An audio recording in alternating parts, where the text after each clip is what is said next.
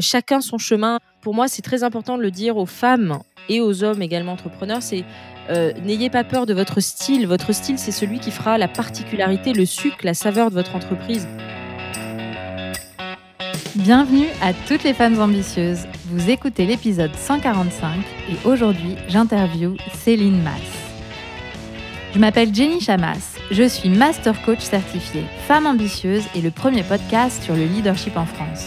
Ici, j'aide les femmes à dépasser les obstacles pour intégrer et mener les organes de direction des entreprises, développer leur entreprise, piloter leurs équipes et devenir de meilleurs leaders. Pour me soutenir dans cette mission, abonnez-vous au podcast et laissez un avis 5 étoiles sur la plateforme de votre choix. 1000 merci.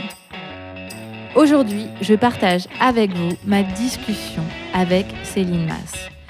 Et ouvrez grand vos oreilles, car elle a plein de trésors à vous partager.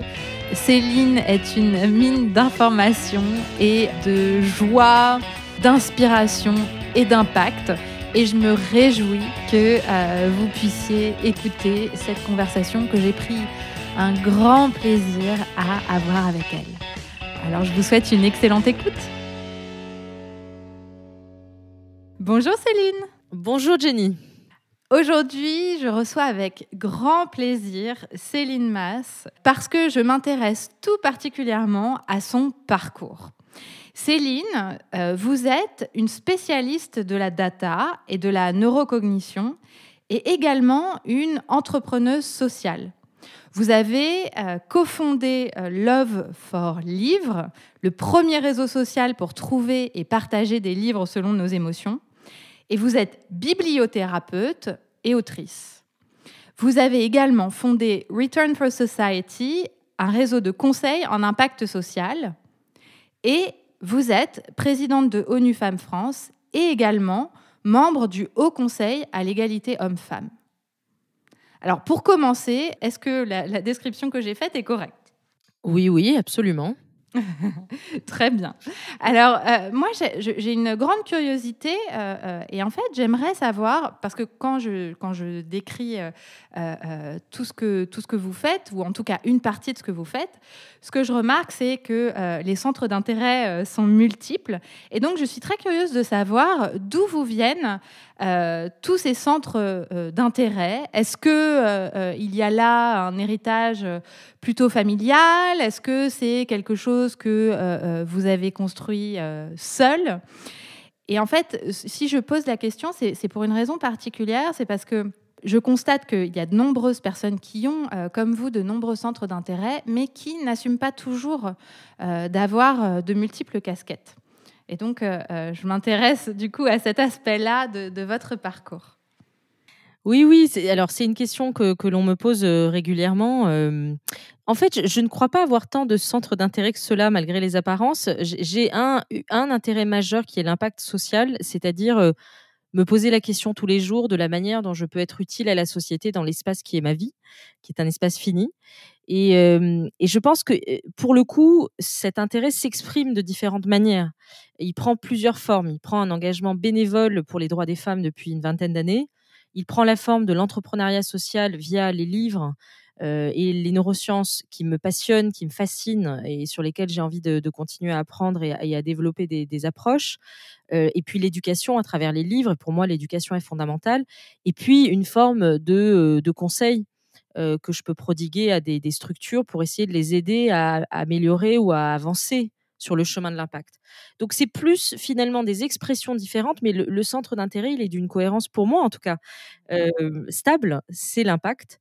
Et après, effectivement, j'ai mis du temps, c'est la deuxième partie de votre question, à assumer cette diversité, à assumer ce multicolore qui était en moi, parce que la France est un pays qui est quand même assez réfractaire à la multi-activité, puisque quand on est multi-activité, les gens ont l'impression qu'on survole et que finalement on saupoudre plutôt que d'approfondir. Alors moi, j'aime beaucoup approfondir les choses et donc je m'organise tout simplement et j'essaie maintenant d'assumer.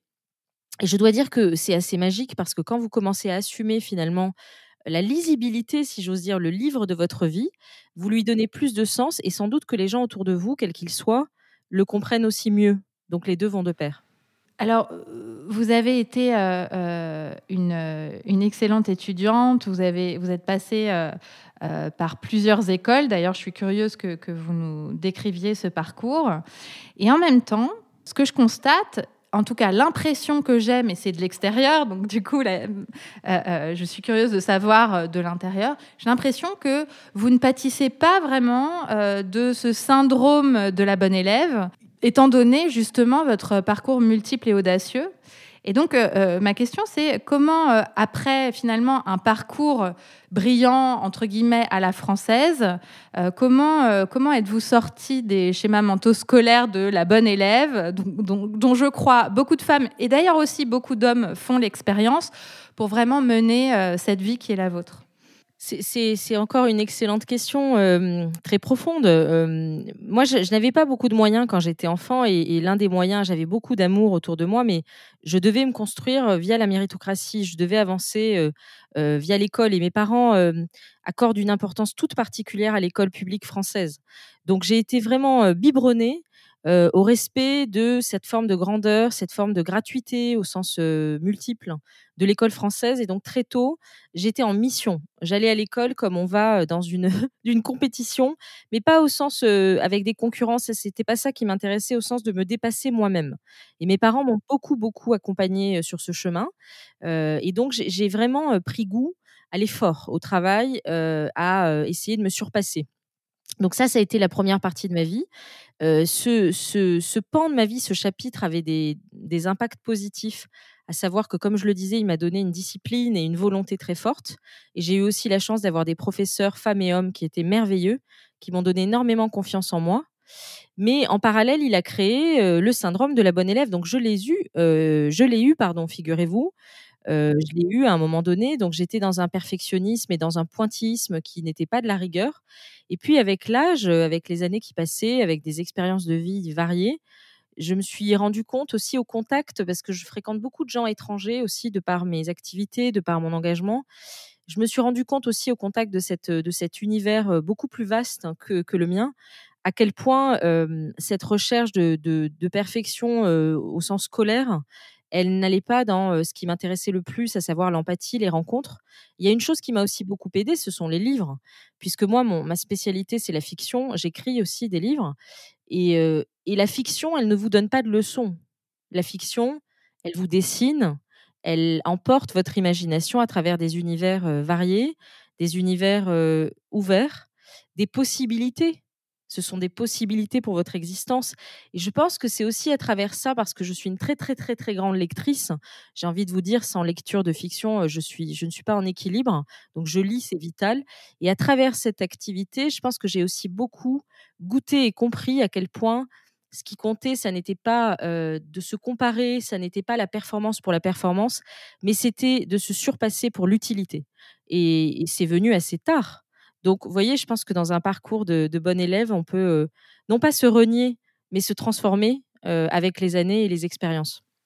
C'est intéressant. Et du coup, quel lien vous faites? Parce que je crois que ce que vous avez dit, quelque chose d'important, mais c'est que quand on arrive au fur et à mesure à s'affranchir de ce syndrome de la bonne élève ou du perfectionnisme, comme on a envie de l'appeler, c'est bien souvent au service des autres. Alors quel lien ou quel anti-lien faudrait-il faire entre perfectionnisme et impact?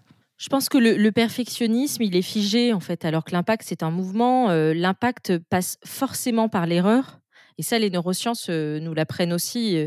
Les neurosciences vous apprennent, c'est ce que dit Henri Laborie, que le cerveau humain n'est pas, le résultat de linéaires, en fait, d'années d'évolution, mais plutôt un bric-à-brac, pour reprendre ces termes exacts et qui s'est construit au fil de l'évolution. Donc l'erreur, elle est humaine, c'est le cas de le dire. Le vieux dicton nous l'enseigne et donc, quand on est trop perfectionniste, on devient, non pas inhumain, mais on passe à côté de l'essentiel. L'essentiel, c'est doser ses efforts, savoir où mettre ses efforts. L'essentiel, et ça, le temps qui passe est une leçon pour le coup, presque cruelle sur ce sujet-là, ce n'est pas gaspiller le temps qui nous est donné. Parce qu'on ne sait pas combien de temps on a, donc le temps qui nous est donné est un cadeau. Le temps qu'on offre, le temps qu'on garde, ça c'est un deuxième élément. Et puis le perfectionnisme, finalement, il nous fait perdre une part de sensibilité. Et je pense que la sensibilité au sens large, aux côtés de l'empathie qui est une forme de sensibilité, ce sont des trésors extrêmement importants pour être non pas perfectionniste, mais pour être dans ce que j'appelle l'optimum, c'est-à-dire, trouver, le parfait équilibre entre les moyens que l'on investit pour atteindre un résultat et le résultat que l'on désire atteindre au service d'une cause, au service de gens, au service d'un objectif. Et c'est ça, il y a un prof d'Harvard que j'aime beaucoup, qui s'appelle Tal Ben-Shahar, qui est le entre guillemets «le prof de bonheur», qui parle d'optimalisme. Moi, j'aime beaucoup cette expression parce que ce mélange entre réalisme et optimisme, je pense que c'est vraiment une dimension qui me caractérise. Et alors, vous avez cité plusieurs fois le terme d'empathie. Et donc, quelle place a l'empathie dans l'impact social, justement? Et comment on s'en saisit? Qu'est-ce qu'on en fait? Comment ça colore, vous, votre parcours? Alors c'est central, je soulignerai 2 dimensions. La première, c'est pourquoi est-ce qu'on fait quelque chose? Pourquoi on s'engage pour les droits des femmes? Pourquoi est-ce que l'on s'engage, pour la lutte contre le changement climatique? Pourquoi est-ce que l'on s'engage pour, défendre les enfants des violences et cetera? Bah, c'est pour les autres, en fait. C'est qu'on essaie de comprendre à un moment donné, quelle peut être une situation, face à vous et comment, vous allez trouver des solutions ou aider à trouver des solutions pour l'améliorer. Je vous donne un exemple de à quel point l'empathie peut être important par exemple, quand on travaille avec des femmes, en Afrique, notamment en Afrique de l'Ouest et qu'on travaille sur la notion d'entrepreneuriat. Vous n'arrivez pas en donnant des leçons, et en sachant ce qu'est l'entrepreneuriat mieux que quiconque. Pourquoi? Parce que l'Afrique, en fait, est une grande terre d'entrepreneuriat. Donc vous arrivez avec de l'empathie. L'empathie, ça consiste d'abord à écouter.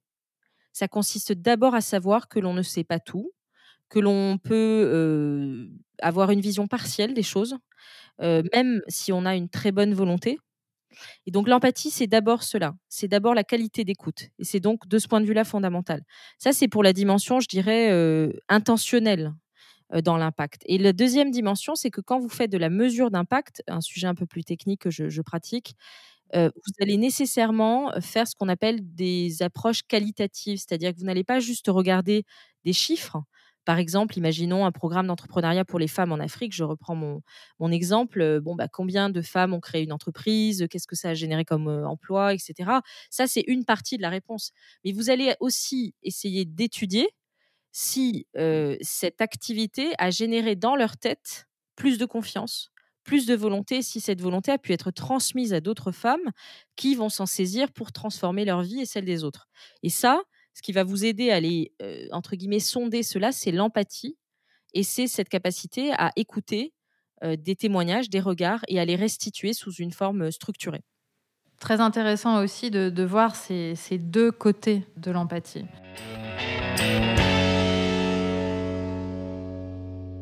Alors, si j'ai bien compris, en fait, vous avez exercé différents métiers et toujours avec d'autres activités en parallèle. Donc, alors dites-moi si c'est bien le cas, mais j'ai noté à travers mes lectures et mes recherches, planning stratégique, agent littéraire, directrice conseil, experte en data. Et là, vous êtes entrepreneuse. Quel a été l'élément déclencheur pour vous lancer à 100% dans l'entrepreneuriat? Alors d'abord, je dois dire que ça n'a pas été simple et je le dis parce qu'il y a beaucoup de gens qui peuvent parfois se culpabiliser même en se disant, «Pourquoi je n'y vais pas?» En fait, j'ai envie de dire, il n'y a jamais de bon moment. Le seul bon moment, c'est le vôtre.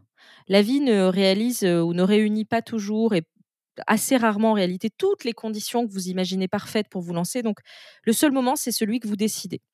Et c'est le texte de Goethe, hein, sur le pouvoir de l'engagement qui est absolument fabuleux en quelques lignes que vous pourrez trouver sur internet. Donc ça, c'est un premier point qui est important. Moi, ce qui a déclenché, c'est, premièrement une insatisfaction, ça c'est le côté en creux, c'est-à-dire que finalement la vie que je menais, même si elle m'épanouissait, par différents aspects, je parle de vie professionnelle bien sûr, elle me frustrait parce que j'avais l'impression finalement d'avoir une petite incohérence entre mes croyances, mes valeurs, mes engagements et certaines des pratiques, des structures dans lesquelles j'ai pu être ou tout simplement, ne pas avoir, suffisamment de temps pour me consacrer à l'impact comme je le désirais.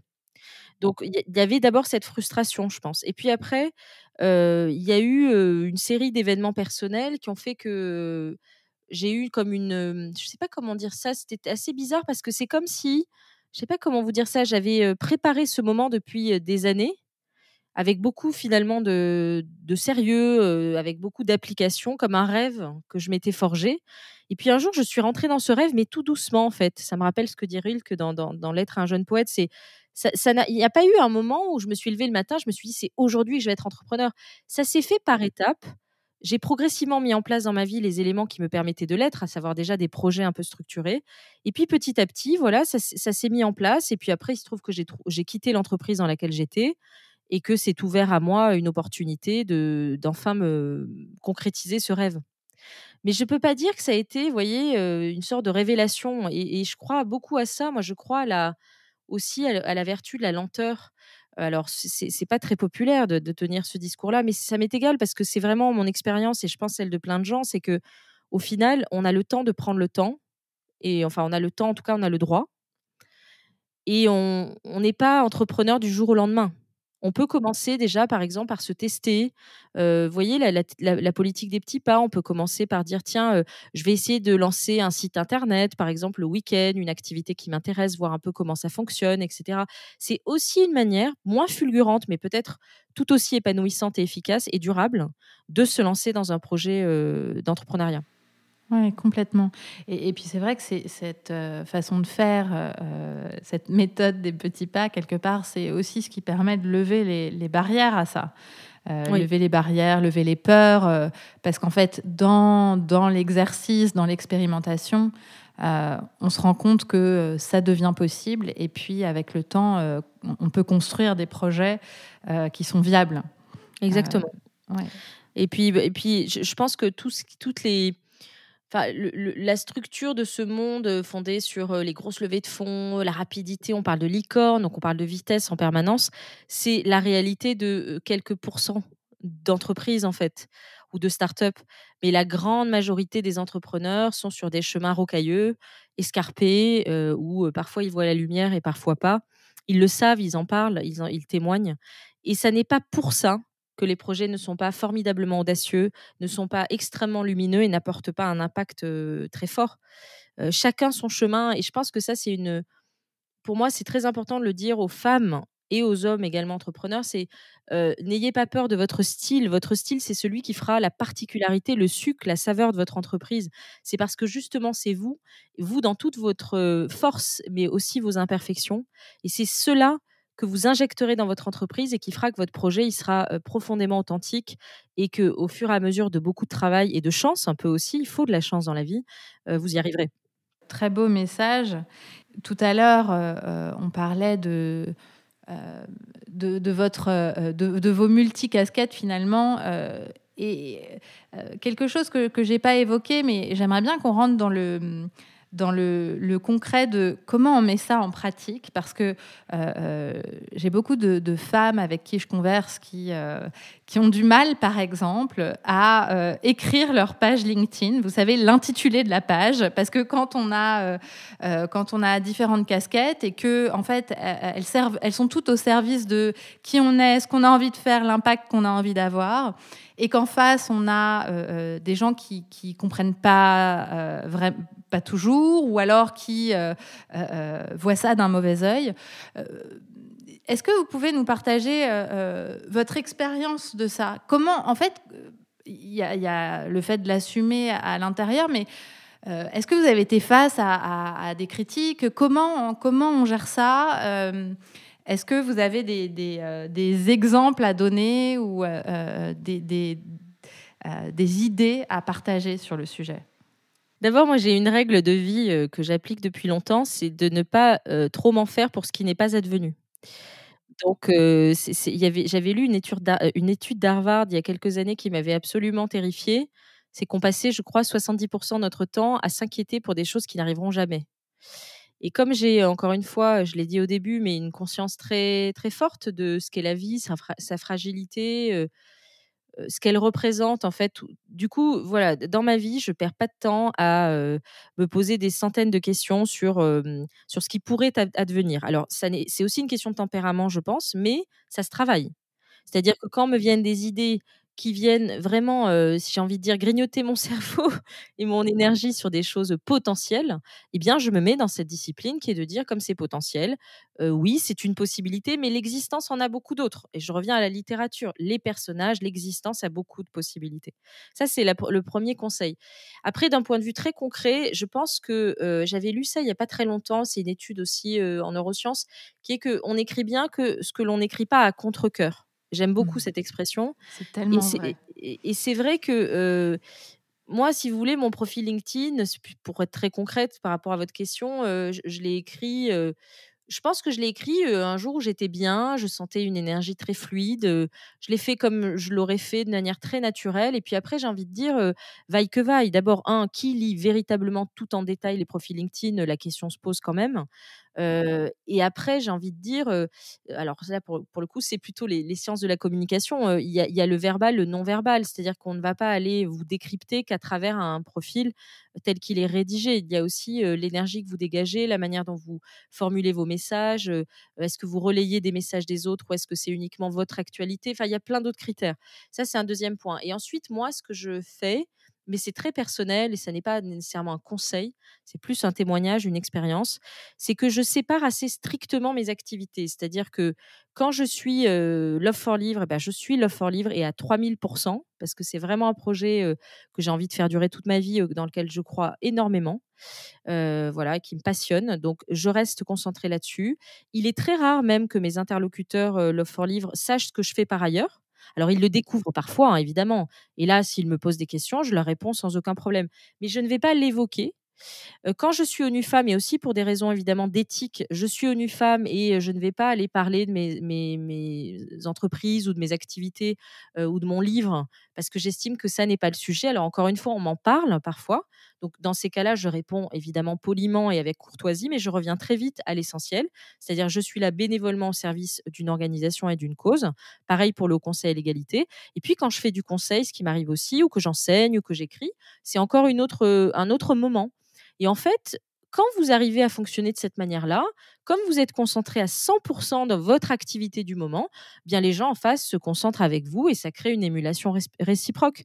Et donc au final, ce que je pensais insurmontable il y a 3 4 ans, eh bien ça se passe assez bien.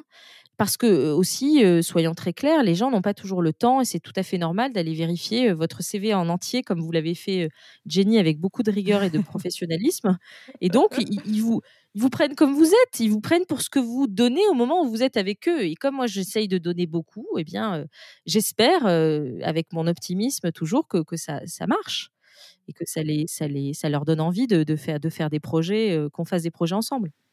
Et quelque part, ce que vous en filigrane, ce que j'entends, c'est qu'il y a beaucoup de présence. C'est-à-dire que vous êtes présente là où vous êtes au moment où vous y êtes et concentrée pleinement sur, la mission que vous portez à ce moment-là.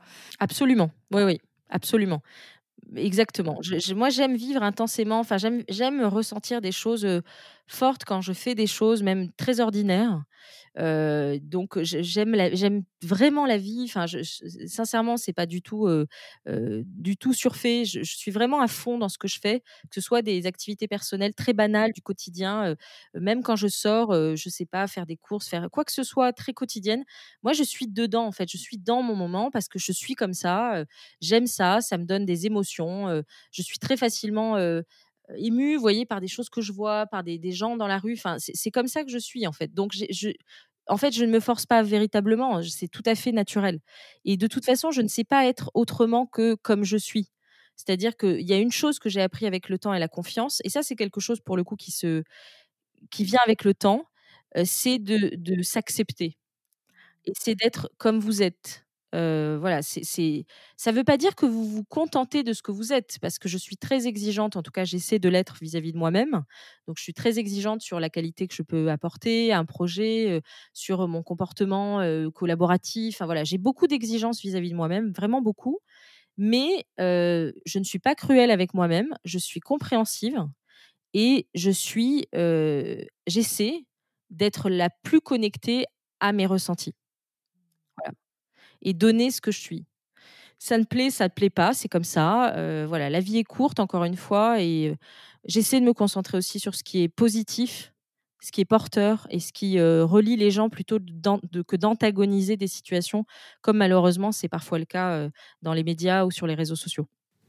Et alors, quand vous dites que vous êtes connecté à vos ressentis, est-ce que je dois entendre connecté aux émotions que vous ressentez, aux sensations corporelles? Est-ce que je dois entendre connecté à votre intuition? Est-ce que je dois entendre les deux? Plus l'intuition, je pense, effectivement. Effectivement, j'ai beaucoup aussi travaillé, alors ça, c'est très intéressant. Vous savez, c'est tous les travaux de Daniel Kahneman, par exemple, sur, la double intelligence. Donc on a cette intelligence, on va dire, très rationnelle, qui fait qu'on va analyser une situation avec des éléments extrêmement, concrets, du style: vous voulez recruter quelqu'un, vous allez regarder un CV. Vous allez sur une page LinkedIn, vous allez regarder le parcours comme on en parlait tout à l'heure.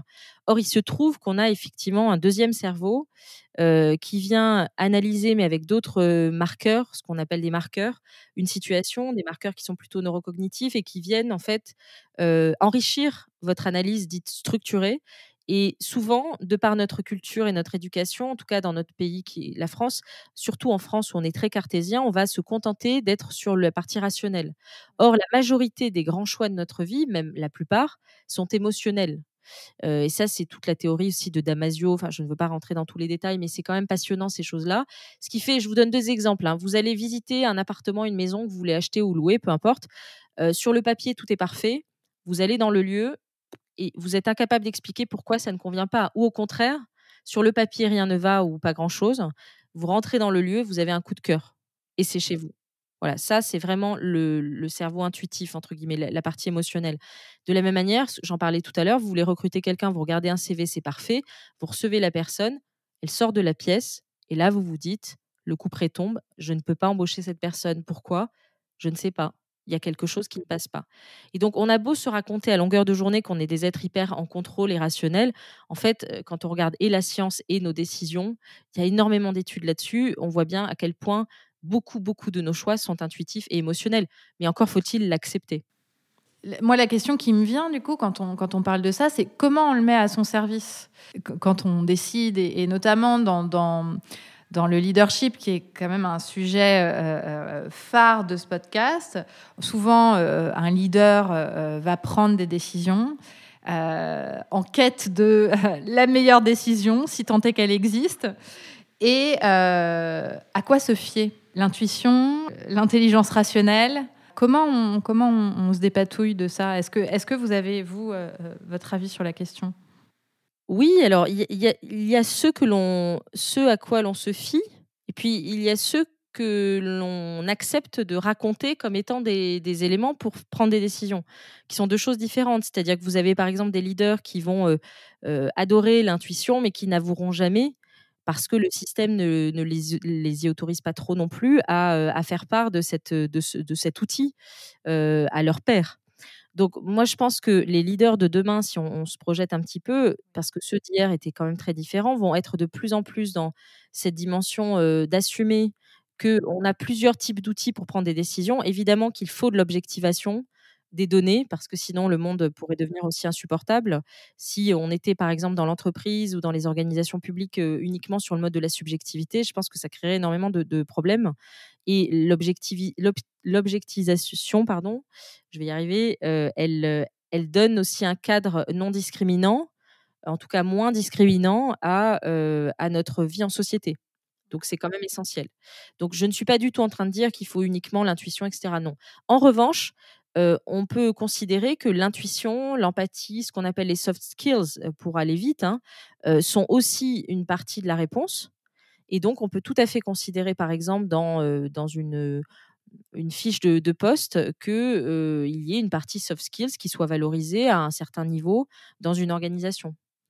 Donc j'ai envie de vous dire, plus on dédramatisera et là aussi où les neurosciences, encore une fois, nous apportent énormément de réponses, ou en tout cas de pistes, c'est qu'elles nous permettent de comprendre que, il n'y a pas, d'un côté le cerveau, intuitif et de l'autre le cerveau rationnel. Les 2 fonctionnent ensemble, donc on n'a pas à être dualiste, pour reprendre un terme de ce secteur. On peut tout à fait considérer que le cerveau, le corps sont liés et que dans le cerveau, on a des outils, émotionnels, voilà, cerveau limbique et autres, et on a des outils très rationnels. Et plus on sera dans cette, reconnaissance de finalement qu'une frontière, et ça, j'emploie ce terme parce que ça me fait penser à un texte de Leila Slimani sur les frontières, qu'être à une frontière, c'est avoir une chance extrême, c'est de pouvoir regarder à droite et à gauche, de voir deux univers et d'en faire son pouvoir. Et ça, c'est extrêmement puissant, en fait, de se dire que la frontière, elle n'érige pas de murs, mais elle vous permet de marcher au milieu de deux terrains qui, chacun à leur façon, vous apportent des solutions et des atouts supplémentaires. Mais c'est très culturel aussi, hein. Il faut travailler sur la culture. Si on se penche, déjà, peut-être utilisez-vous ou pas ce terme? Je crois que c'est la première question. Est-ce que, si je vous demande quelle est votre mission de vie, est-ce que vous avez une réponse à ça? Est-ce que vous parlez vous-même d'une mission qui vous porte? Oui, moi, je pense que ma mission de vie, enfin, en tout cas, l'une de mes missions de vie, parce qu'après, il y a des missions plus personnelles, mais là, je parle d'une mission de vie plus professionnelle, on va dire. C'est de Moi, ce que j'aime, en fait, c'est aider les gens à prendre possession de leur pouvoir. Voilà. Ça, c'est vraiment mon obsession, c'est-à-dire que j'aime profondément et surtout les gens les plus fragiles, en fait, les gens qui, a priori, ont le moins d'atouts, au départ. Voilà, ça, c'est vraiment, ça me fait, déplacer des montagnes, et donc quand je peux, et mon outil, ce sont les livres, beaucoup à travers Love for Livres, parce que c'est un outil que je connais bien et qui me parle au plus profond de mon cœur. Et donc quand je suis dans une situation où, grâce à un livre, par exemple, un roman, je peux faire sentir à une femme ou un homme, à quel point, il a des possibilités, que rien n'est perdu, que, on peut se transformer, que même si c'est très, très difficile et ce sera peut-être un chemin très long, à la fin, cette personne peut atteindre ses objectifs qui peuvent être très différents d'une personne à l'autre. Tout le monde n'a pas comme ambition d'avoir une carrière, et cetera. Chacun a ses objectifs. C'est ça qui est important, et donc pourra, trouver son plein accomplissement. Ça, vraiment, c'est, je crois sincèrement, pour moi, c'est un miracle de l'existence, et c'est vraiment ce que j'ai envie de faire, toute ma vie. Et alors, je voulais justement vous entendre parler plus précisément de Love for Livre. Alors moi, je suis allée, je suis allée sur le site et j'ai fait le questionnaire avec les émotions que j'avais envie de ressentir. Et puis là m'est apparue une liste de romans. Et d'ailleurs, j'ai beaucoup souri parce que je crois que j'avais déjà lu la moitié d'entre eux. Donc, je me suis dit, ah, c'est dingue, c'est très juste. Et est-ce que vous pouvez nous parler de comment vous utilisez justement les livres au service de cet empowerment dont vous parlez? Oui, bien sûr. Écoutez, on le fait, d'abord, 1er point, en abordant le livre à travers les émotions, qui pour nous étaient, je dis «nous» parce que je travaille avec une autre personne sur ce projet, et d'autres, mais lui en particulier. Pour nous, en fait, on avait besoin de trouver un fil conducteur qui permettait de rendre le livre accessible à qui que ce soit. Et en fait, on s'est dit, bah, la lecture, ça procure des émotions, qu'on soit, au Japon, au Brésil, en France, aux États-Unis, où vous voulez dans le monde. Quand on lit un livre qui nous plaît, qui nous accroche, on a des émotions. Et donc on est parti de cette idée qui nous a beaucoup nourris pendant plusieurs années avant de lancer le projet, et on a créé cette plateforme. Donc merci de l'avoir utilisée. Elle est encore très imparfaite, mais on l'assume, et on la fait progresser tous les jours, qui vous propose des livres en fonction de vos émotions. Ça, c'est notre premier outil. Deuxième point, c'est on est en train de développer, assez vite, la bibliothérapie. Alors c'est pas nous qui l'avons inventée, c'est une femme extraordinaire qui s'appelle Sadie Delaney-Peterson, qui est une, bibliothécaire, pardon, qui travaille dans les années 1920 en Alabama, dans l'hôpital des vétérans qui reviennent de la Première Guerre mondiale, très amochés, bien sûr. Et cette femme, en fait, elle va se rendre compte que, en lisant des lectures choisies aux soldats, elle les aide à aller mieux mentalement.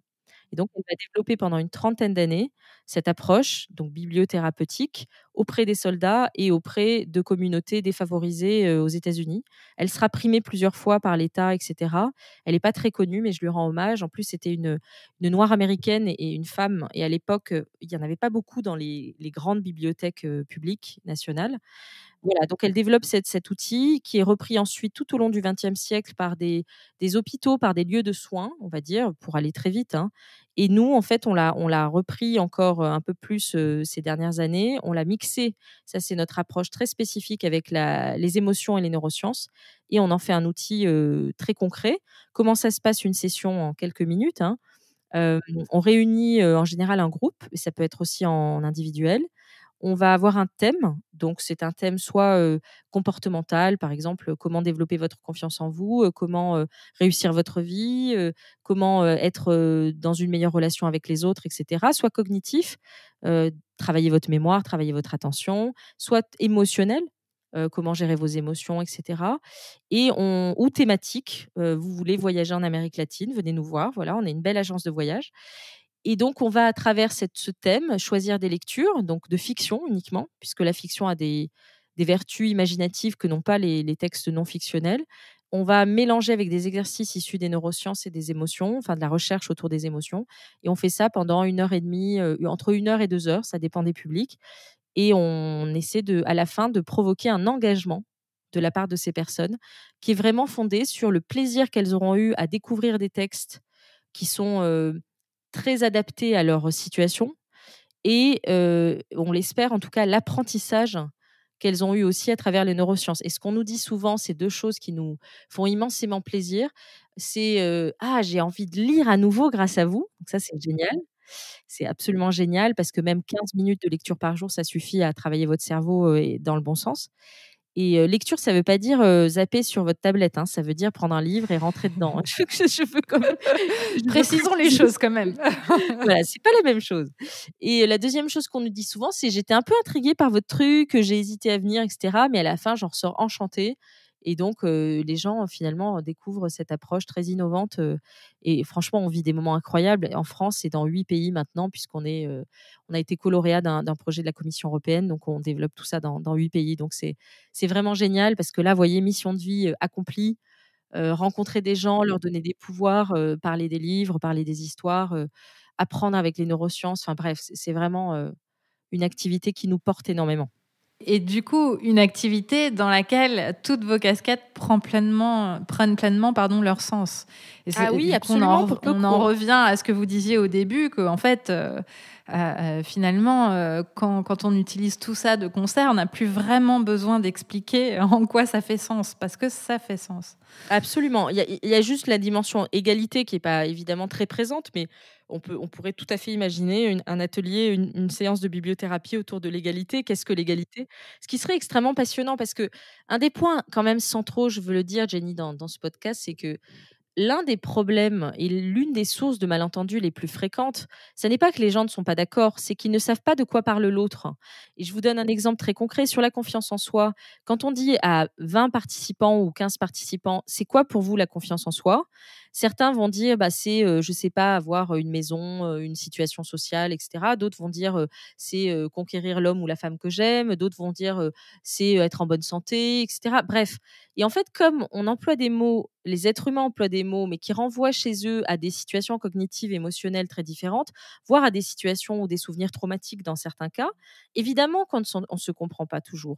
Et ce qui est magique avec les livres, c'est que comme ils sont à la fois extrêmement puissants de par les récits très différents, très ouverts, qu'ils charrient, qu'ils portent, et en même temps qu'ils ne vous donnent aucune leçon, puisqu'à la fin, c'est vous qui choisissez quel personnage vous préférez et quelle serait votre propre histoire. Du coup, on arrive à créer un moment de dialogue très ouvert. On a par exemple une session autour de la religion, et c'est absolument génial parce qu'on peut enfin parler des 3 religions monothéistes à travers des textes littéraires. Il y en a beaucoup sur les religions, où au final, plutôt que de se juger les uns les autres, on apprend à s'écouter et on apprend à considérer, et ça je reprends Delphine Orviller dont j'aime beaucoup la pensée, que personne n'est propriétaire de la vérité. Et le plus intéressant, moi en tout cas j'en suis convaincue, c'est pas d'être en fait celui qui tranche ou celle qui tranche, c'est d'être celle ou celui qui est suffisamment à l'écoute, sensible et en même temps ferme dans ses convictions. Ça n'empêche pas d'avoir des convictions pour pouvoir rassembler les autres et essayer de créer dans ces espaces euh, du respect et de la vivacité, mais au sens respectueux du terme, en fait. Et faire vivre les gens ensemble. Ouais. Ça, c'est vraiment extraordinaire dans cette méthode. Superbe, et ce qui m'amène merveilleusement bien à la question du leadership, parce que je crois que là, Vous venez d'en proposer quelque part une définition. De quelle façon vous exercez votre leadership dans ces multiples activités et comment vous le concevez? C'est quoi pour vous? Et est-ce que le fait d'avoir justement plusieurs activités a un impact sur votre leadership? Oui, tout à fait. Alors, je pense que je prends par la fin. Je pense que le fait d'avoir plusieurs activités, ça me permet d'avoir un leadership plus, comment vous dire ça? Plus interrogatif. C'est-à-dire que moi, je le dis souvent, hein, je suis pas du tout quelqu'un qui est fait de pétri de convictions comme ça, inchangeables. Moi, j'ai beaucoup de doutes et donc je doute beaucoup. Parce que je voyage beaucoup, c'est-à-dire je voyage beaucoup dans ma tête, mais je voyage beaucoup aussi justement à travers ces différentes activités. Je rencontre, des chefs d'entreprise, je rencontre des femmes, qui, sont victimes, malheureusement de violences ou qui ont des difficultés ou au contraire qui sont sur le chemin de la résilience. Je rencontre, des, responsables associatifs, je rencontre des gens qui sont en perte d'emploi avec Love for Livre, des gens qui sont en dépression. Je vais travailler bientôt avec des adolescents, qui ont des problèmes, psychologiques, là dans une unité en Belgique. Enfin bref, et toutes sortes de gens, des gens qui font de la politique, des gens bref. Et donc tout ça, en fait, ça fait que comme, je ne encore une fois, je ne pense pas être propriétaire de la vérité, j'écoute et j'observe ces différentes réalités et à travers les doutes qu'elles font émerger en moi, j'avance. Ça, c'est un premier point. En revanche, ça ne m'empêche pas de prendre des décisions. C'est-à-dire que j'aime prendre des décisions. Je pense que c'est ça aussi une partie de mon leadership. Je prends beaucoup de temps pour prendre des décisions. Je suis pas quelqu'un qui va, la plupart du temps, hein, pour des décisions importantes. Je parle pas de décisions quotidiennes sans conséquence. Je vais prendre du temps, je vais écouter, je vais trancher, je vais douter pardon, plutôt que de trancher et ensuite par contre je prends une décision. Et quand je prends une décision, généralement, je n'ai pas de regret parce que j'assume la décision. J'assume que je peux me tromper. J'assume que je suis sur la front line. Si je prends une décision qui est difficile, j'en assumerai. Je suis la première à en assumer les conséquences parce que j'ai horreur de la mauvaise foi. Donc, si je prends une décision et que je me suis trompée, je ne vais pas dire c'était Pierre, Paul, Jacques, c'est elle, gna gna. Je prends ma décision, j'assume. Si je me trompe, j'assume. Voilà. Ça, c'est partie de mon leadership. Après, mon leadership, je pense qu'il s'exprime. D'abord, je n'aurais pas assumé ce terme, je pense, il y a encore, 5 ans, donc vous voyez, tout ça se travaille et il s'exprime beaucoup dans le collectif, c'est-à-dire qu'après, en termes purement, fonctionnel, j'ai envie de dire, je j'ai pas un leadership, j'ai horreur de l'autorité parce que j'ai horreur de priver les gens de liberté et moi-même, je déteste être privée de liberté. Donc j'estime que on est responsable, j'estime que mon devoir dans mes activités, c'est de donner les bonnes informations aux uns aux autres et c'est de passer les bonnes balles. J'ai fait beaucoup de volley-ball quand j'étais ado et ça reste un sport que j'aime beaucoup et donc c'est passer la bonne balle, faire en sorte que la coéquipière ou le coéquipier reçoive la bonne information et tous les outils pour donner le meilleur d'elle-même et de lui-même et après c'est faire confiance. Vous voyez? C'est pas, moi je suis pas dans le contrôle, a priori. J'ai horreur de ça, donc je fais confiance. En revanche, si on déçoit ma confiance, c'est sûr que ça va être très difficile ensuite de la reconquérir parce que je suis assez entière. Mais voilà, je fais confiance. Est-ce que j'ai oublié une part de votre question? Je crois pas. J'ai noté un mot que vous avez mentionné. C'était l'idée d'être. Alors, c'était collaboratif. Donc, moi, je retiens le terme collaboration. Quel lien ça a? Est-ce que ce terme-là, il a un lien avec votre leadership? Et si oui, lequel? Comment vous envisagez la collaboration dans l'exercice justement de ce leadership? Alors, c'est très clair pour moi ça. La collaboration, pour moi, elle est émancipatrice. C'est-à-dire que si mon leadership écrase ou aux autres se sentir fait que les autres se sentent diminués, pour moi, c'est un échec. Et donc, très souvent, je rencontre des personnes qui ont la gentillesse de notamment à travers mes activités pour les femmes, de me dire: «Je suis impressionnée» et cetera. Et moi, souvent, je coupe court à cela. Il n'y a pas de raison d'être impressionné. C'est-à-dire que je prends avec beaucoup de gratitude les marques de respect qu'on peut me témoigner par rapport à mon travail et surtout par rapport à mon travail plus que ma personne, en fait. Parce que moi, au fond, les organisations que je porte, elles sont plus importantes pour moi dans la sphère publique que ma personne. Ma personne, elle est réservée à ma famille, à mes amis. Voilà, pour moi, l'expression de mon travail est plus importante que ma personne au sens le plus, intime évidemment du terme. Heu, Ma personnalité, c'est encore un autre sujet et donc quand je travaille avec des gens, quel que soit le format de collaboration, bénévole, non bénévole, et cetera. J'aime, qu'il y ait de l'équité, de l'égalité. J'aime qu'ils se sentent émancipés comme moi j'aime qu'on m'émancipe. C'est-à-dire qu'on me donne des moyens de progresser. Voilà vraiment ce qui caractérise ma vision du leadership et ma pratique. Et je peux ne pas le faire par, négligence, peut-être par maladresse, par fatigue, enfin comme tout être humain, mais à chaque fois je demande vraiment aux gens de me recadrer là-dessus parce que pour moi, un leader, qui n'est pas, qui ne comment vous dire? Qui ne dégage pas, dans son travail, dans ses activités, en fait, la possibilité pour les autres d'en faire de même et de se réaliser pleinement n'est pas un leader. C'est un autocrate, c'est autre chose. Et moi, c'est pas ce qui m'intéresse. Et quand je cite des grands leaders comme, par exemple, pour moi, les Obama, je trouve que les Obama, les 2 d'ailleurs, hein, dans des styles un peu différents, mais incarnent parfaitement cela parce que, comme je l'ai dit d'ailleurs, récemment, vous avez l'impression que vous pouvez quand même aller dîner avec eux. C'est-à-dire, ils se mettent à votre hauteur, même si ce sont des gens qui ont un parcours incroyable. Ils se mettent à votre hauteur par leur style, leur gentillesse, leur dimension solaire, bien sûr, leur intelligence. Et ce qu'avait dit Michelle Obama m'avait beaucoup touchée au moment de devenir. Elle avait dit: «Moi, que je sois assise, aux côtés d'un chef d'État ou aux côtés d'un ouvrier, d'une ouvrière ou, aux côtés de mon voisin, je change pas fondamentalement parce que je sais qui je suis, en fait. Je sais ce que j'ai au fond de moi de plus structuré et donc les circonstances, entre guillemets, le faste et cetera, c'est pas grave, ça passe. Mais par contre, moi, la fille que je suis, que mes parents, ont éduquée, que mes valeurs ont forgée, ça, je reste, identique et ça me caractérise, je pense aussi, c'est que je suis très peu impressionnable et je cherche pas les situations véritablement je suis pas sensible, si vous voulez, à certaines circonstances de faste et cetera, ça m'est totalement égal. Moi, ce qui m'intéresse, c'est, l'utilité, l'impact et donner aux autres le pouvoir d'en faire autant. Ça m'intéresse. Ça, c'est ma vie. Voilà. Merci pour ce partage sur le leadership que je trouve très, très intéressant et qui, je suis sûre, intéressera grandement les femmes qui nous écoutent.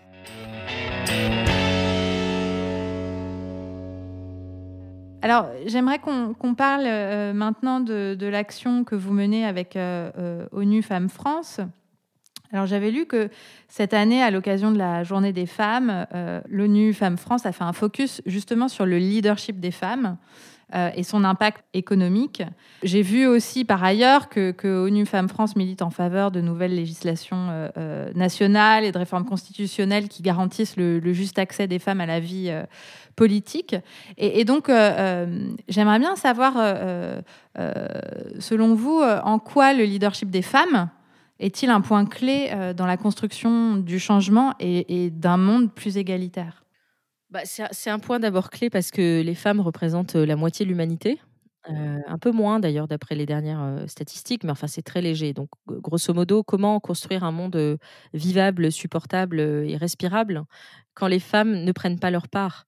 Et quand je dis prendre leur part, c'est qu'elles sont aussi une grande partie de la solution, notamment par exemple, dans la lutte contre le changement climatique. On sait très bien que si les femmes étaient propriétaires agricoles, terriennes au même niveau que les hommes, notamment en Afrique de l'Ouest, on pourrait lutter contre la famine, mais on pourrait aussi développer énormément de méthodes d'agriculture dites résilientes, et donc imaginez un monde RSE, si je vais vite, dans l'expression et c'est ça me fait souvent, même, ça me frappe souvent. Alors qu'on tolère que les femmes soient victimes d'inégalités, depuis des décennies, voire de violences et d'oppression, ça paraît complètement contradictoire. C'est-à-dire que, il se trouve que l'humanité est constituée d'hommes et de femmes et d'autres espèces évidemment, mais en tout cas là, on parle des hommes et des femmes en l'occurrence, quel que soit leur genre, hein, et leurs préférences sexuelles évidemment. Et en tout cas, il se trouve que ces catégories cohabitent. Donc on parle de RSE, c'est-à-dire d'un monde soutenable. Si on en oublie la moitié, ça pose quand même un souci. Donc ça, c'est premier point. Deuxième point, le plan de relance, enfin le Covid a fait perdre, à peu près une génération de temps à l'égalité, d'après, une étude du Forum de Davos. Donc ça veut dire que là, compte tenu des violences conjugales, compte tenu de la perte du travail, de l'économie informelle des femmes, compte tenu des nombreuses difficultés qu'elles ont eues, compte tenu du fait qu'elles représentent 70 des gens dans le care dans le monde, elles ont beaucoup, beaucoup, beaucoup donné et souffert aussi pendant cette crise, comme les hommes, bien sûr, les hommes aussi ont souffert, mais je veux dire, à leur place, elles ont beaucoup, subi aussi et donc l'idée, c'est, comment est-ce que les plans de relance qui sont en train de se décider maintenant peuvent les mettre au centre du jeu? Aujourd'hui, elles ne sont pas au centre du jeu, elles ne sont pas décideurs à un niveau suffisant. Il n'y a que très peu en fait de femmes qui sont à des postes de négociation, par exemple dans les accords pour le climat ou dans les plans de relance. Il y a encore 16 d'inégalité salariale. Bref, je pourrais vous lire une liste de chiffres, mais au-delà des chiffres, la réalité, c'est que si on veut encore une fois ce monde soutenable, les femmes sont une partie de la solution et surtout l'égalité, c'est, je le disais encore il y a quelques jours, c'est vertueux pour les hommes et les femmes. Toutes les sociétés dans lesquelles les droits des femmes sont respectés et en avance sont des sociétés qui sont beaucoup plus ouvertes aussi aux droits de l'ensemble de la population. Et je vous donne un seul exemple, le congé paternité.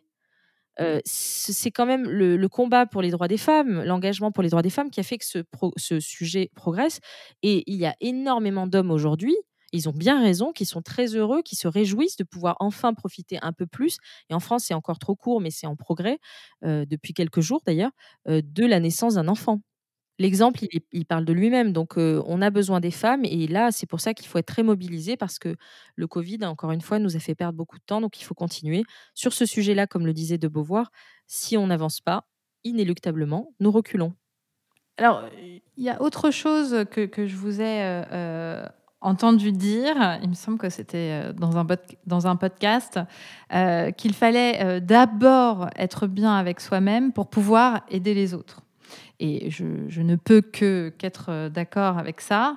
Alors, ma question, c'est avec cette vie que j'imagine à 1000 à l'heure, même quand vous ralentissez, comment faites-vous pour prendre soin de vous en menant de front tous ces engagements? Et avez-vous vraiment le temps de le faire, d'ailleurs, de prendre soin de vous? Et comment choisissez-vous et comment priorisez-vous? C'est une très bonne question, Jenny, décidément. Vous avez du métier. Non, mais alors, je vais dire une chose étrange, c'est que je sais pas si je prends soin de moi parce qu'en fait, je sais pas encore forcément quelle est l'activité qui va me procurer le plus de bien parce que je suis très ouverte au changement. C'est-à-dire que un week-end, ça peut être d'aller juste marcher dans un parc, m'asseoir, regarder les enfants, tout ça, lire avec ma famille, etc. Un autre week-end, ça va être de lire. Un autre week-end, c'est partir en voyage. Bref, enfin, ça peut être très varié. Aussi aider les personnes âgées, je l'ai fait pendant le Covid parce que je suis très touchée par la cause des personnes âgées. Je trouve que c'est lamentable et vraiment de considérer que parce que quelqu'un est âgé, qu'il est soi-disant improductif, eh bien, voilà, on va le laisser partir sans aucun égard. Enfin, je trouve ça terrible, en fait, en termes humains. Bref, donc oui, je prends soin de moi, c'est-à-dire que je suis très à l'écoute de mes besoins. Je sais où est la limite, et ça, c'est important parce que j'ai aussi travaillé sur le sujet du burn-out, comme vous le savez sans doute dans le roman Maya, Le jour où Maya s'est relevée. Donc j'ai beaucoup entendu des gens qui avaient souffert d'un burn-out et je sais une chose, c'est que quand vous mettez le début de l'orteil dans l'enfer du burn-out, en fait, tout votre corps est aspiré. Donc il faut faire très attention à ne même pas poser le tout début de l'orteil. Donc je fais très attention à ça. J'ai une capacité de récupération rapide, ça c'est vrai. C'est-à-dire que comme j'ai un rythme assez j'aime bien l'intensité, bah, voilà, je vais assez vite. Je ne m'entoure jamais de gens toxiques. Alors parfois, malheureusement, professionnellement, il peut nous arriver d'en croiser, mais moi j'ai des grosses antennes, donc je vais à l'autre bout, je m'en vais tout de suite. Et donc quand quelqu'un enfin voilà, quand je vois qu'en termes d'état d'esprit, de valeurs et cetera, ça pose un souci et c'est souvent plus les valeurs finalement qui nous permettent de le repérer. Ça j'arrête tout de suite, même clients y compris, hein, parce que je ne veux surtout pas, être, à la merci de gens qui, en fait, ont le seul objectif est de vous faire du mal ou de vous mettre sur le ring. Parce que comme je pense savoir un peu boxer, mais ça m'intéresse pas du tout. Voilà, je ne veux pas perdre une minute de ma vie avec ça. Donc ça, c'est très sain pour l'esprit, vous savez. Et puis après, je pense que j'ai la chance aussi d'avoir une vie, familiale, très épanouissante, bon, que j'ai connue assez tard. Enfin, je dis ce que je veux dire par là, c'est qu'on peut rencontrer à tout âge un cadre familial qui nous convienne et il se trouve que, moi, mon cadre familial est très sécurisant, très aimant. C'est pas fa comme dans toutes les familles, il y a des problèmes, enfin, c'est jamais facile tous les jours, évidemment, hein, je raconte pas un conte de fées, mais l'essentiel, vous savez, c'est le fondement de vos valeurs. C'est, les personnes qui vous entourent, votre compagnon, votre compagne, vos amis, vos enfants, c'est quelles valeurs vous partagez et à partir du moment où on partage des valeurs de respect, on est sincèrement les uns avec les autres, alors ça ne peut que bien se passer malgré les tracas du quotidien et les épreuves que chacun traverse. Voilà, donc ça, c'est ma recette. Je lis évidemment. minimum 1 heure par jour, minimum, des romans toujours, beaucoup de poésie et cetera. Ça me fait beaucoup de bien et puis, j'aime aussi beaucoup retourner dans mon sud natal, voir la Méditerranée. J'aime beaucoup l'eau, donc ça, je sais que j'ai besoin d'être près de l'eau. C'est bizarre, hein, mais c'est depuis que je suis enfant. Donc quand je peux aller, voilà, près de l'eau, que ce soit rivière, source, mer, tout de suite, ça j'ai l'impression que mon énergie remonte comme un soleil qui rentre en moi comme ça et qui m'envoie plein de lumière. Voilà, c'est des petites choses comme ça et puis la simplicité. Moi, j'aime, vous savez, les choses simples. J'ai pas besoin de choses très compliquées pour être bien. Voilà, des choses très, très simples, en fait, me vont, je cherche pas la complexité, j'aime les choses authentiques, en fait. Voilà, c'est ça qui me touche, qui me va, au plus profond du cœur. Ok. Et alors, bon, je ne peux pas m'empêcher de la poser, cette question, mais donc 1 heure par jour, parce que je suis aussi, j'adore les livres, je lis beaucoup également, mais alors, je suis aussi occupée. Quelle est votre technique? Où est-ce que vous casez les 1 heure? Est-ce que c'est dans les trajets? Est-ce que c'est le soir avant de s'endormir? Est-ce que vous avez des astuces? Alors déjà, une astuce, c'est que si vous lisez un livre que vous n'aimez pas, vous le refermez tout de suite, aucune culpabilité. Parce que ça aussi, j'ai l'impression que c'est très français. Ouais, enfin, je travaille beaucoup avec des Américains et chaque fois ils me disent: «Mais are you crazy to read what you don't like?» Et c'est vrai, enfin, en France, c'est le côté bon élève, quoi. On a l'impression que quand on commence un livre, il faut aller jusqu'au bout. Bah non, pas du tout. Donc moi déjà, si je prends un livre et qu'au bout de 30 minutes, je suis pas très inspirée, j'arrête tout de suite, je passe à autre chose. Donc sachons nous libérer de ces carcans. C'est le soir, ça c'est sûr que je lis tous les soirs, même quand je sors et cetera, d'ailleurs je sors assez peu parce que je suis pas du tout mondanité quoi. Je sors quand je dois et j'y prends plaisir, mais c'est pas ce que je recherche le plus, d'aller dans à droite à gauche en permanence, donc j'aime bien aussi rester un peu dans la solitude et tout ça. Donc je lis, tous les soirs, bon, je au minimum une demi heure, voire 1 heure. Quand j'ai pas le temps de lire 1 heure, je lis, le matin aussi dès que je me réveille, ça c'est clair. C'est la première chose que je fais, c'est de prendre un bouquin, et de lire un peu. Et puis ce que je fais et ça c'est un grand, grand luxe depuis que je suis entrepreneur et que donc je maîtrise mon temps comme à ma guise, bah, parfois je fais des pauses dans la journée comme ça entre 2 rendez-vous et cetera ou dans 2 travaux et je lis en fait et j'adore! Mais c'est mes moments, vous pouvez pas vous imaginer, je suis là où que je sois dehors, chez un client ou chez moi ou dans mes bureaux. Le fait de voilà, de m'autoriser même un quart d'heure avec mon livre, mon café ou autre, c'est un grand, grand plaisir. Franchement, je repars de là, je suis hyper ressourcée et je repars dans ma journée avec une sorte de joie enfantine, voilà, ça me fait un bien fou, quoi. C'est ma Madeleine de Proust à moi, hein. Génial. Je prends les pauses entre deux, je prends. Je vais tester. Ah bah oui, vous me direz. Oui, complètement. Alors, les femmes leaders que j'accompagne, elles réfléchissent beaucoup à comment avoir de l'impact, comment avoir plus d'impact. Et d'ailleurs, bien souvent, en fait, elles en ont déjà, juste elles n'en ont pas conscience. Et vous qui dédiez votre vie à l'impact, quels conseils donneriez-vous aux femmes qui veulent avoir plus d'impact, que ce soit dans le monde professionnel, associatif comment peuvent-elles davantage contribuer au changement? Et en fait, quand on ne sait pas par où commencer, en gros, on commence par quoi?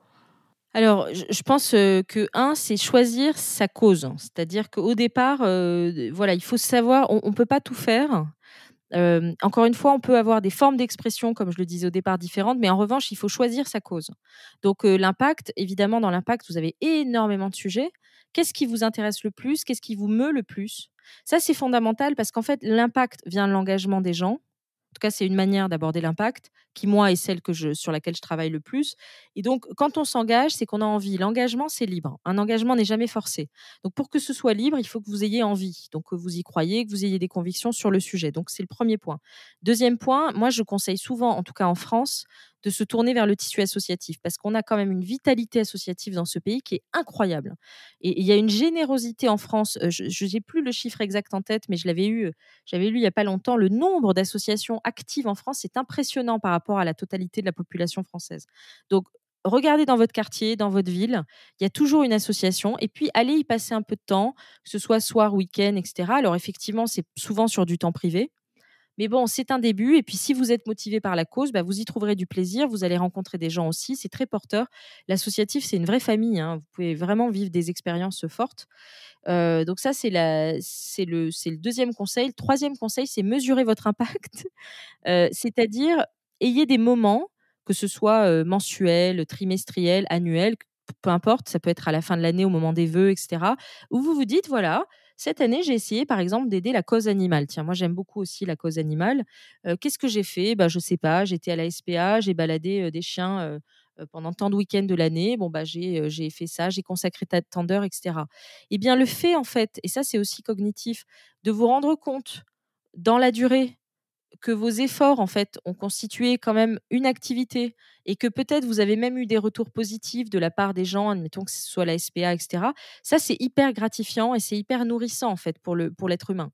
On a tous besoin de liens, on a tous besoin de liens qui nous grandissent. Ça fait partie de notre humanité. Et donc, chaque fois que vous mesurez ce que vous aurez contribué à faire, que ce soit petit ou grand, il n'y a pas de petite victoire dans l'impact. Tous les petits pas sont importants. Eh bien, vous verrez qu'en fait, ça ne vous donnera qu'une seule envie, c'est de continuer. Super. C'est finalement mesurer l'impact et célébrer l'impact aussi. Donc, s'en rappeler, le réaliser, parce que finalement, on passe notre vie à faire beaucoup de choses. On pourrait passer à côté du fait que ça a de l'impact. Exactement. Alors, on arrive aux questions de la fin, Céline. Alors, j'ai 2 questions pour vous. La première, c'est, est-ce que vous avez un mantra, quelque chose que vous aimez vous dire? Tant que ça n'est pas impossible, c'est que c'est possible. Très bien. Et Céline, dans 10 ans, où serez-vous? Que ferez-vous? Quelles sont vos aspirations? Qui est la Céline du futur? Ouh, elle peut encore vous surprendre.